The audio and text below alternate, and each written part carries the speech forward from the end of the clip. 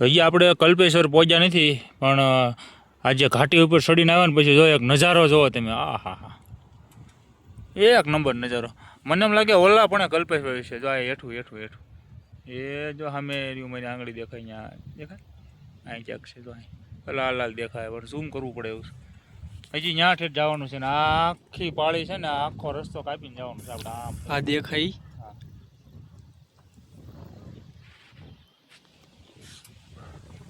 હાલો હળવે હળવે જવા દેવી. રોડ આવો ને આવો જ છે, બરોબર. ધીમે ધીમે જ આવી. હજી આપણે કલ્પેશ્વર પહોંચ્યા નથી. 3 કિલોમીટર બાકી છે કલ્પેશ્વર. લ્યારી આવ્યું, લ્યારી ગામનું નામ છે લ્યારી. બોર્ડ માર્યું લ્યારીનું.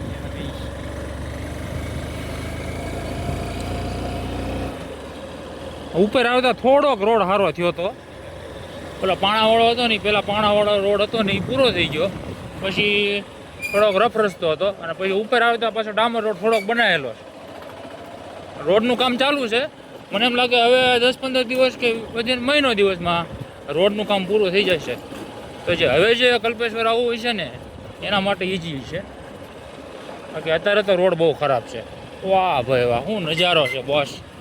એક જ મિનિટ તમને બતાવું. હા,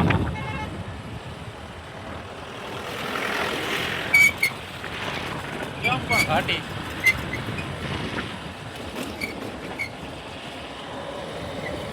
ઉપર વાતાવરણ ખરાબ હોય એવું લાગે છે. વરસાદ ન પડે ને તો સારું. એનું કારણ છે કે અમે રેનકોટ લાવ્યા નથી અને ઠેલા નથી, પ્લાસ્ટિકની કોથળી નથી. ફોન ને પૈસા ને બધું બદલી જવાનું બાકી વરસાદ પડશે ને તો હેરાન થાય છે. જોકે દયા પ્રભુની આપણી ઉપર છે, મહાદેવની કૃપા છે, આપણે હેરાન નથી થતા ક્યારેય. વાતાવરણ એવું કાળું ડિબાંગ બતાવે છે ઉપર. વરસાદ પડે ને તો આપણે કલ્પેશ્વર દાદાના દર્શન કરીને હેઠે વી આવવાનું છે.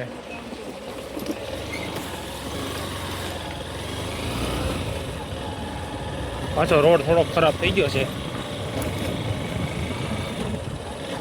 ઉર્ગમ વેલી ભાઈ, આ ઉર્ગમ વેલી કહેવાય. ખતરનાક ઉર્ગમ વેલી નીકળી.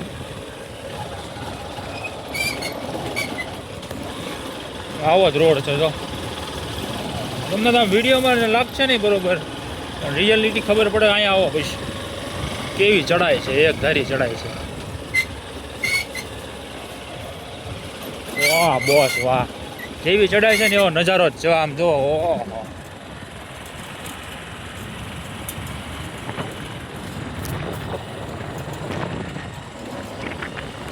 એક નંબર નજારો છે. વાહ, આ હોમસ્ટે જો કેવું મસ્તીનું. અહીંયા હોટલમાં રૂમ રાખ્યો હોય ને અરમાન ખુશ થઈ જાય. એક નંબર નજારો.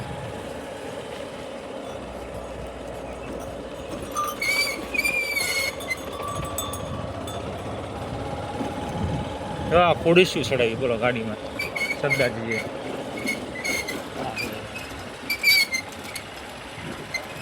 ખતરનાક.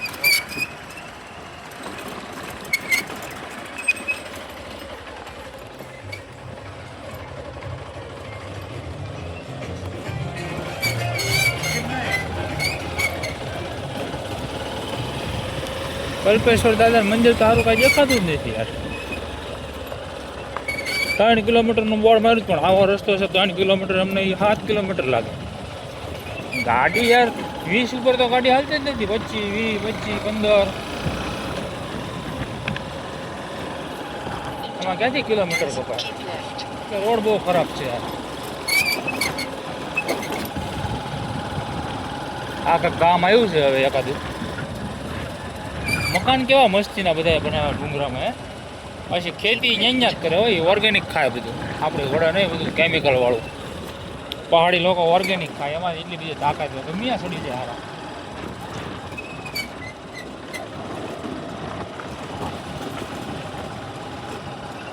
પંચ કેદારની માલપા કલ્પેશ્વર આપણે 5મું કેદાર છે, છેલ્લું કેદાર. બાબાના દર્શન થઈ જાય એટલે આપણા 5 કેદારનો સફર પૂરો થઈ જાય. તો કે રુદ્રનાથ આપણે બાકી છે, પણ રુદ્રનાથના ગેટ લઈને આપણે જઈ આવ્યા હતા. રુદ્રનાથ આ વખતે થાય એવું નહોતું એટલે આપણે નથી ગયું. રુદ્રનાથ માટે આપણે પાછા આવીશું.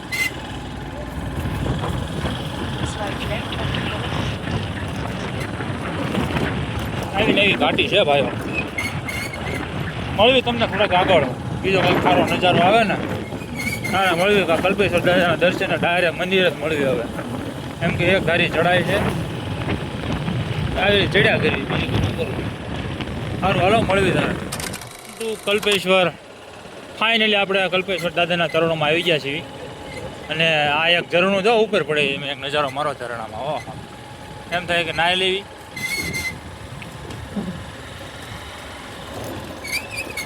કલ્પેશ્વર દાદાના ચરણોમાં આવી ગયા છે. અહીંયા આપણે બાઇક પાર્કિંગ છે અહીંયા કરી.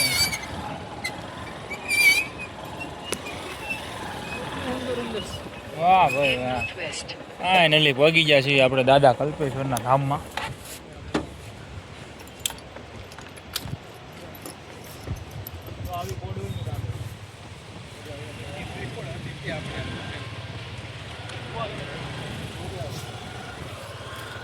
જોઈ લો ભાઈ હું ઝરણું પડે છે. હા હા ફાઇનલી અમારી બે ગાડીઓ આવી ગઈ છે. આપણો કાળા હાથીને ધન્યવાદ છે અને બ્લેક પેન્થર. હા ભાઈ ફાઇનલી કલ્પેશ્વરના ધામમાં પહોંચી જશે. બહુ અઘરું હતું હો ભાઈ. એક નંબર યાર. આમ જો હજી હેલ્મેટ નથી કાઢ્યું મેં એમનામ જ છે. અમારે નરેન્દ્રભાઈનો અભિપ્રાય લ્યો આપણે નરેન્દ્રભાઈનો. હું નરેન્દ્રભાઈ તમે ગાડી આંકતા હતા તમને કેમ? બહુ ખતરનાક છે ભાઈ. ઓફ રોડ જ છે નકરો. કેટલો ઓફ રોડ? સ્પીતિના રોડ ગયો કે ઉર્ગુમેલીના રોડ ગયો. ખતરનાક ભૂકા કાઢી નાખ્યા હોય એવી ખતરનાક ચડાય છે. કોઈ ફાઇનલી આપણે પહોંચી જશે. મળીએ આપણે મંદિર પાસે જઈને. વાહ બોસ વાહ હું ઝરણું છે યાર. એક નંબર ઝરણું. સસ્પેન્શન બીચ આવી ગયો છે હવે.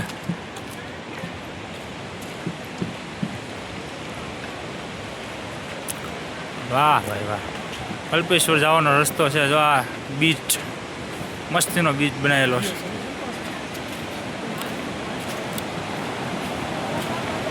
વાહ ઓ હે આ ભાઈ વાહ જન્નત છે. હું યાર વાહ હેઠે બધા સ્નાન કરે છે. જો ત્યાં એક નાનો બ્રિજ બનાવેલો છે.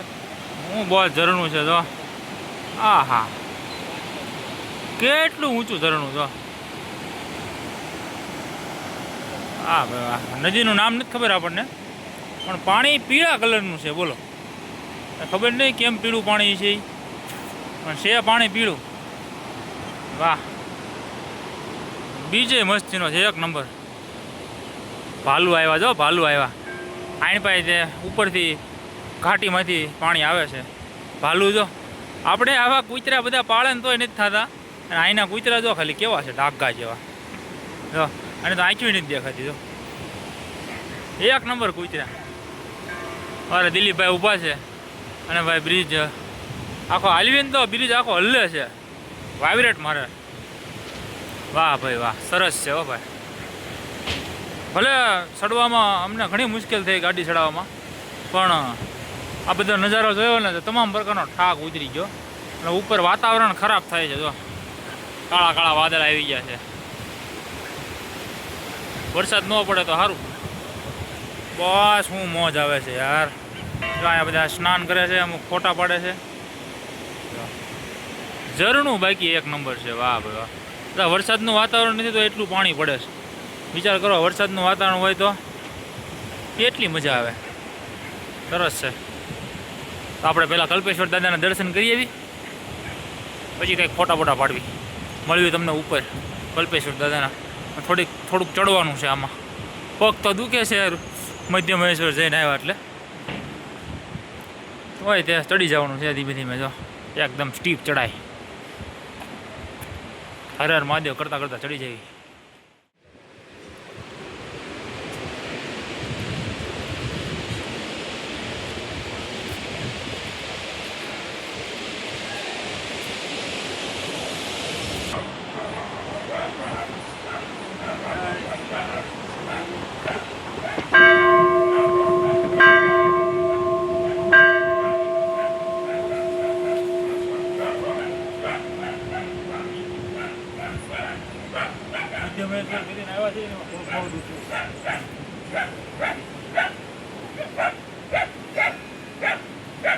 જય શ્રી કલ્પેશ્વર દાદા. હર હર મહાદેવ.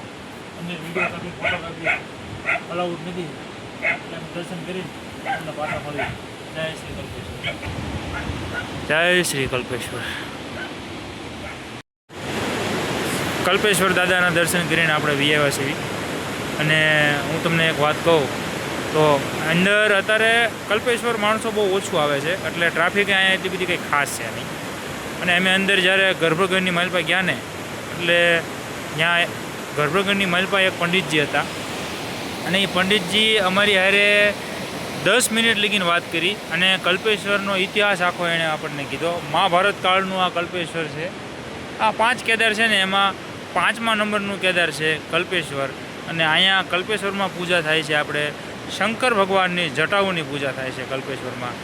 પણ અત્યાર લગીના બેસ્ટ દર્શન થયા હોય ને અને શાંતિ તો આપણે કલ્પેશ્વરમાં થયા. અને અમે શિવલિંગને ટચ પણ કરી હતી કલ્પેશ્વરમાં. અને પંડિતજીએ અમને 10 મિનિટ લગીને બધું સમજાવ્યું. એને અમે કીધું ને પહેલાં એણે પૂછ્યું હતું તમે ક્યાંથી આવો છો?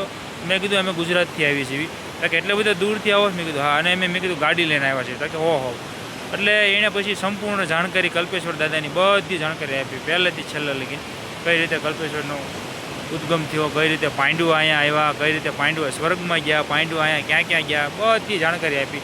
અને 10 મિનિટ લગીને અમે ગર્ભગૃહની માલપા શિવલિંગની બરોબર સામે ઊભા હતા. બધા કહે છે કે શાંતિ દર્શન થાય. સાચું ખોટું નથી ખબર પણ હું અત્યારે તમને જે છે ને સત્ય કહું છું. 1 નંબર દર્શન છે. આવા દર્શન ક્યારે એક પણ કેદારના કે આપણે 5 કેદાર હોય કે આપણે 4 ધામ હોય એક પણમાં અમને આવા દર્શન નથી થયા. એટલા દર્શન અમને અહીંયા મસ્ત થયા કલ્પેશ્વર દાદાના. અને હવે આપણે કલ્પેશ્વરથી પાછા નીચે જે આપણે જે ઓલી ચડીને આવ્યા ઘાટી પાછી ઉતરવાની છે. ચડવામાં વાંધો હોય છે, ઉતરવામાં એટલો બધો વાંધો નહીં આવે. તો તમને છેલ્લા કલ્પેશ્વર દાદાના દર્શન કરાવી દો. કલ્પેશ્વર દાદાનું મંદિર તો અંદર છે પણ જે સામે જે દેખાય ને આપણે ગેટ જેવું, જો આ ગેટ અહીંથી અંદર જવાય છે.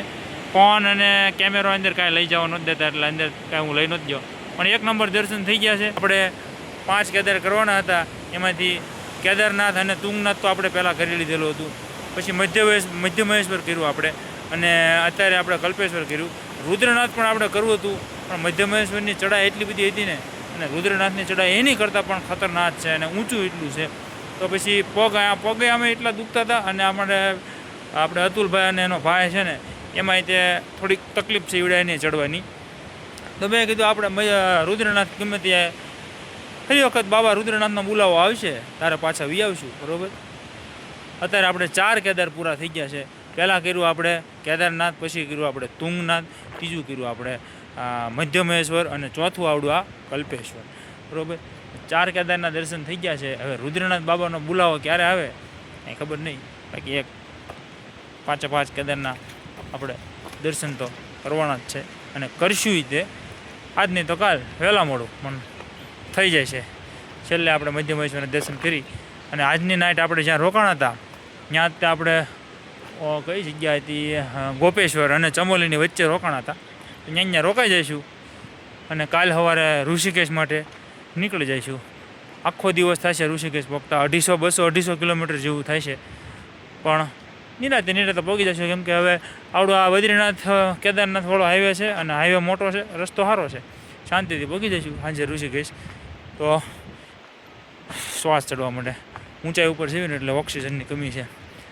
મળ્યું આપણે કાંઈક એવું આવે તો. બાકી જય શ્રી કલ્પેશ્વર, હર હર મહાદેવ, ઓમ નમઃ શિવાય. કલ્પેશ્વર મહાદેવ ઉર્ગમ ઘાટીમાં જ છીએ આપણે. પણ અહીંયા એક મસ્ત મજાનો નજારો અને ઝરણું જોવા મળ્યું છે તો થોડા ફોટા વિડીયો ઉતાર્યો હતો. જોવો એક કરું મસ્ત.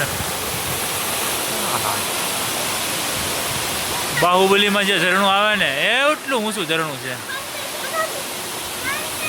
પાણી એકદમ ઠંડુ છે.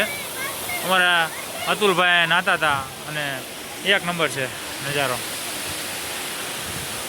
આજે આપણે પુલ ઉપરથી આવ્યા હતા ને એ પુલ છે.